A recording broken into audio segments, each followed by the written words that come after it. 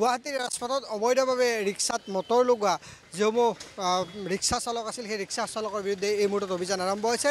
গুৱাহাটী পৌৰ নিগমৰ যান বাহনৰ যি নীতি নিয়ম সেই নীতি নিয়ম উলংঘনৰ অভিযোগ তুলি এই মুহূৰ্তত বিভিন্নজন আদালতৰ দ্বাৰস্থ হৈছিল আৰু GMCক অভিযোগ দিছিল। তাৰপিছতে GMCয়ে সেই নীতি নিয়ম উলংঘন কৰা সেইসকল ৰিক্সা চালকৰ বিৰুদ্ধে এই মুহূৰ্তত কঠোৰ হৈছে আৰু GMCৰ এনফৰ্চমেণ্ট বিভাগৰ ফালৰ পৰা এই মুহূৰ্তত এই ধৰণে অভিযান চলাইছে।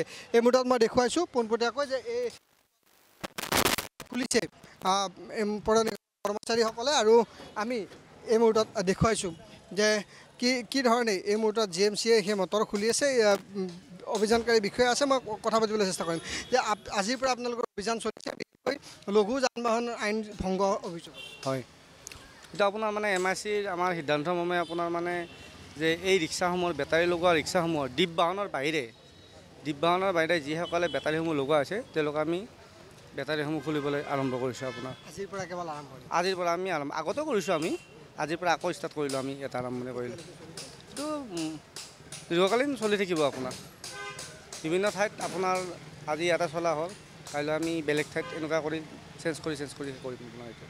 এই মুহূৰ্তত মই দেখুৱাইছোঁ খুলি ৰখা হৈছে আৰু ইয়াৰ পিছত সন্মুখত তেওঁলোকে এই ধৰণে অভিযান আৰম্ভ কৰিছে আৰু ইয়াৰ পিছত পৰ্যায়ক্ৰমে অন্যান্য স্থানলৈকে যাব। ইয়ালৈকে ৰিক্সাসমূহ তেওঁলোকে লৈ আহিছে আৰু ৰিক্সাসমূহৰ বেটাৰী ইয়াত এই ধৰণে খুলি থকা হৈছে। আমি দৃশ্যাংশ পোনপটীয়াকৈ দেখুৱাইছোঁ। গুৱাহাটীৰ ৰাজপথত ত্ৰাসৰ সৃষ্টি কৰা বিভিন্ন সময়ত দুৰ্ঘটনাৰ অন্যতম কাৰণ হিচাপে বিবেচিত হোৱা বেটাৰী ৰিক্সাসমূহ এই মুহূৰ্তত এই ধৰণে GMCয়ে এই মুহূৰ্তত নাকি লগাইছে আৰু GMCৰ বিষয়া বিভিন্ন বিষয়া জোৱানৰ কৰ্মচাৰীৰ উপস্থিতিত এই ধৰণে এই ৰিক্সাসমূহৰ মটৰ এই মুহূৰ্তত খুলি দিয়া হৈছে। আমি পোনপটীয়াভাৱে এই দৃশ্যাংশ দেখুৱাইছোঁ। ৰিক্সা চালক আছে, আমি তেওঁলোকৰ লগত কথা পাতিম, কি ক'ব বিচাৰে তেওঁলোকক আমি সেয়াও দেখুৱাই যোৱাৰ চেষ্টা কৰিম। কিন্তু এই মুহূৰ্তত দেখুৱাইছোঁ আপোনাৰ ৰিক্সা নেকি? কিমান দিনৰ পৰা চলাই আছিল? নহয়, আমি অলপ দিন চলাই আছোঁ, নতুন আমি অলপ কেইদিনমান চলাই আছোঁ। কিমানকৈ লয় মালিকে? 350 কৰি লয়।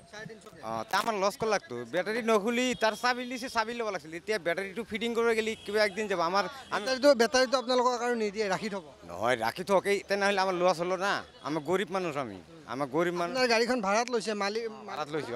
তাকতো ভাড়া দিবই লাগিব, আমাৰো কামাই কৰিব লাগিব না, ঘৰ ভাড়াটো দিব লাগিব। আমি দিনকে ভাড়া। এইটো চাবিটো ল'ব লাগিছিল, কিন্তু তাৰ বেটাৰী খুলিব নালাগিছিল। তেওঁলোকে কৈছে যে তেওঁলোকৰ বেটাৰী খুলিব নালাগিছিল বুলি কৈছে। আৰু আছে দাদা, কিমান দিনৰ পৰা চলাই আছে?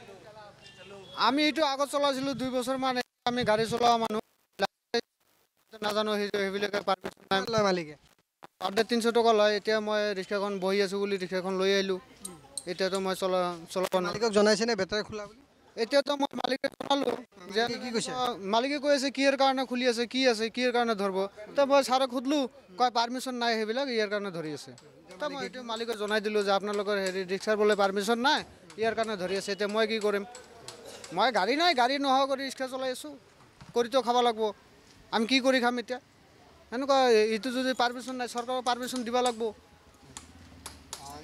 তেওঁলোকৰ ক্ষোভ, আৰু মই কৈছোঁৱে যে এই মুহূৰ্তত এখনকৈ সকলো ৰিক্সা তেওঁলোকে ইয়াত খুলিছে আৰু এক প্ৰকাৰ গুৱাহাটীৰ ৰাজপথত এই মুহূৰ্তত এই ধৰণে অবৈধভাৱে মটৰ লগোৱা যিসমূহ ৰিক্সা, সেই ৰিক্সাৰ বিৰুদ্ধে এই মুহূৰ্তত অভিযান তীব্ৰতৰ কৰিছে গুৱাহাটী পৌৰ নিগমে। আৰু প্ৰায় 20ৰো অধিক ইতিমধ্যে এই ৰিক্সাৰ তেওঁলোকে মটৰ খুলিছে আৰু গুৱাহাটী পৌৰ নিগমৰ বাহনত সেই মটৰসমূহ তেওঁলোকে জব্দ কৰি এই মুহূৰ্তত বেটাৰী আৰু মটৰ এই ধৰণে লৈ যোৱা হৈছে।